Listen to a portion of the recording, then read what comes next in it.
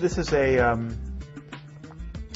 common criticism, the idea that the atheist is guilty of a literalist reading of Scripture, no better than the reading of fundamentalists. And it's a very naive way of approaching religion, and there's a far more sophisticated and nuanced view of religion on offer, and the atheist is disregarding that.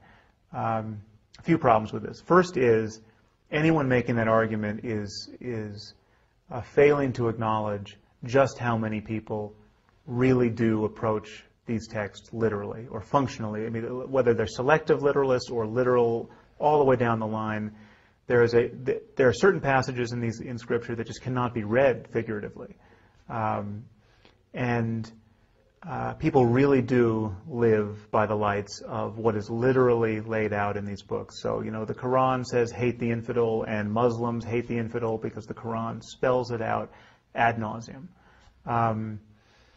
Now, it's true that you can cherry pick Scripture, and you can look for all the good parts. You can ignore where it says in Leviticus that if a woman is not a virgin on her wedding night, you're supposed to stone her to death on her father's doorstep. You can ignore that, and now, to my knowledge, all Jews and Christians do ignore that. In fact, that's not true. There's some Christians who actually do, Reconstructionist Christians, Dominionist Christians in the U.S. who will say, I think the penalty for adultery should be death. I mean, so there are people who have the courage of their convictions there.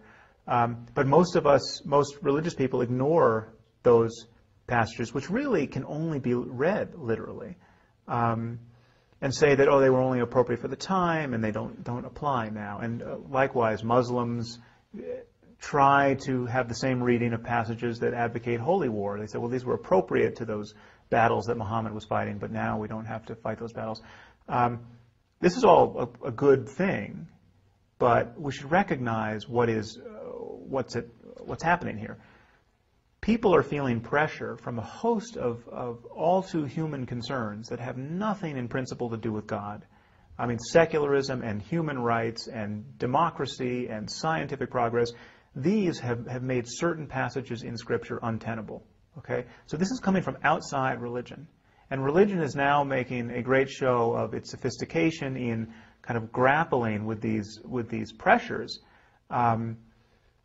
Once again, this is an example of religion losing the argument with modernity. It's an example of the recent shooting at Virginia Tech. The mother of the shooter recognized that there was something wrong with her son. He's suffering from some kind of mental problem. In the context of her rather doctrinaire Christianity, she did not take him to a psychiatrist. She took him from church to church in search of exorcism. She actually found a church that performed an exorcism. Just picture this. There's some, we have an atrocity in the making. We have a dangerously mentally ill college student. We have a concerned mother whose worldview about mental health is trimmed down through the keyhole of a kind of medieval Christianity. And we have a church willing to put forward its expertise in the performance of an exorcism. It would be a lot better if everyone involved had a 21st century view of mental health. No one is moderate people, moderate Christians and Jews and Muslims have to look at this situation and say, there's something wrong here. It'd be better to go to a psychiatrist.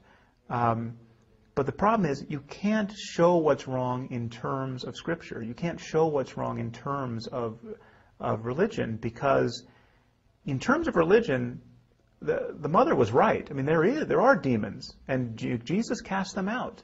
Demonic possession is actually a problem. The only reason why we don't take it seriously is because we have a wider view of the universe. The universe, that view of the universe did not come to us from religion. It came from science.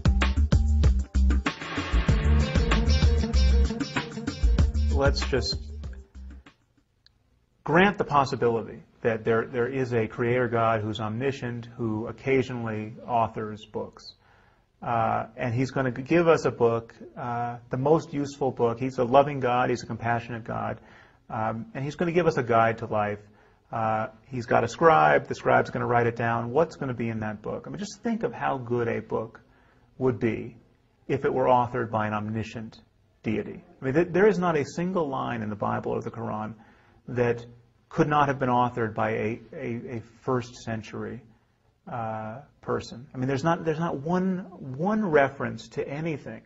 There are pages and pages about how to sacrifice animals and keep slaves and who to kill and why. There's nothing about electricity. There's nothing about DNA. There's nothing about infectious disease, the principles of infectious disease. There's nothing particularly useful, and there's a lot of Iron Age barbarism in there and superstition. This is not a candidate book. I mean, I can go into to any Barnes and Noble blindfolded and pull a book off a shelf which is going to have more relevance, more wisdom for the 21st century than the Bible or the Quran. I mean, it's really not an exaggeration. Every one of our specific sciences has superseded and surpassed the wisdom of Scripture. From cosmology to psychology to economics, we know more about ourselves than anyone writing the Bible or the Quran did. And that is a distinctly inconvenient fact for anyone wanting to believe that this book was dictated by the creator of the universe.